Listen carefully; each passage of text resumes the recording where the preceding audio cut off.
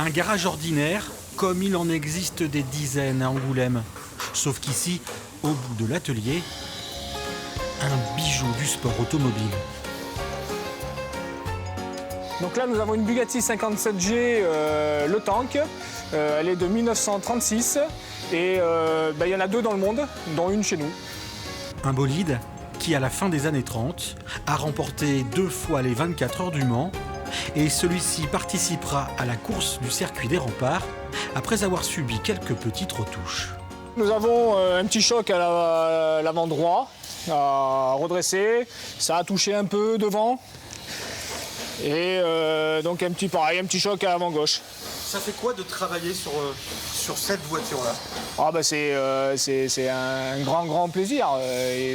J'en ferai qu'une dans ma carrière et même dans ma vie. Juste à côté, un autre véhicule d'exception, une Hispano Suiza, voiture de luxe et de prestige des années 30, confiée par l'un des plus grands collectionneurs en Europe pour une restauration qui doit être le plus proche de la réalité.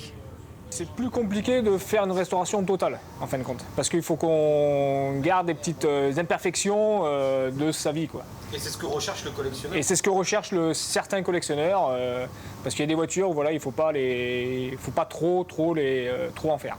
Ce garage, ouvert en 2019, souhaite aujourd'hui développer sa spécialité en véhicules anciens.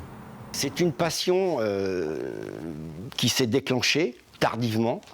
J'ai les hommes aussi, parce que sans les hommes et sans la capacité de restauration, par exemple, de cet Amilcar sur une pointe arrière qui était tordue suite à un accident, je pense que j'aurais pas réalisé ce projet. Le gérant est à la recherche d'un mécanicien spécialisé en automobile de collection. Pour le circuit, il exposera cette magnifique Panhard de 1936 pour les 130 ans de la marque.